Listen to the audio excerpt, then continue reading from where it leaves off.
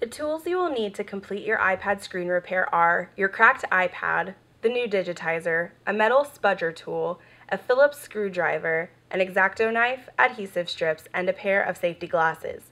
You may also want to put a mat or towel down to catch any loose pieces of glass. Make sure that before beginning this process you take caution and protect your eyes and your hands from the glass you'll be removing from the iPad. To begin your screen repair, start with the X-Acto knife and run it around the sides of your iPad. If you need more help prying the screen up, use the metal spudger tool to pry the Digitizer out of the metal shell. Be careful not to cut too deep, as you may cut cables important to your lock and volume buttons functions. As you're cutting, make sure that you slow down near the area to the right of the home button. Your Wi-Fi antenna sits here, and you'll need to carefully separate it from your old Digitizer without cutting it. Keep cutting and lifting the old glass until it separates from the metal shell of the iPad. Next, you will need to remove the home button assembly from the old screen with your X-Acto knife. Make sure you remove the home screen button and the bridge behind it.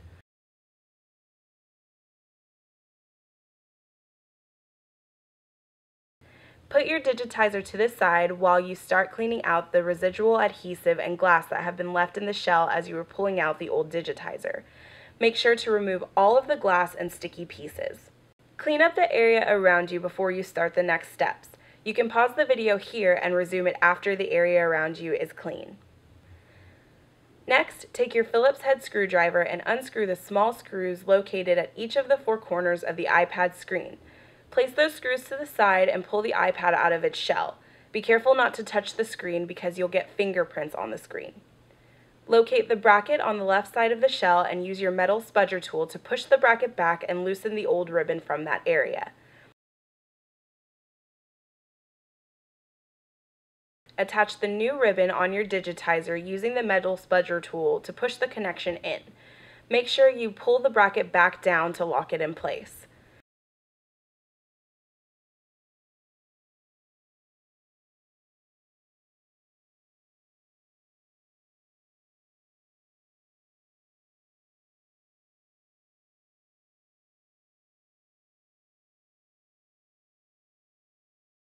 Put the screen back onto the iPad shell and replace the 4 screws you took out just before. Apply adhesive to the iPad shell. You may need scissors to cut off longer pieces. Make sure you apply the adhesive all the way around the unit. Install your home button and the bridge on your new Digitizer by adding small pieces of adhesive to the bridge and laying it horizontally across the new Digitizer.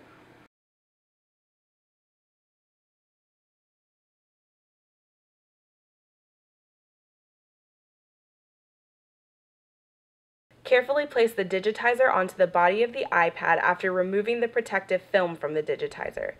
Make sure to push it down in order to make the Digitizer stick to the adhesive on the body of the iPad.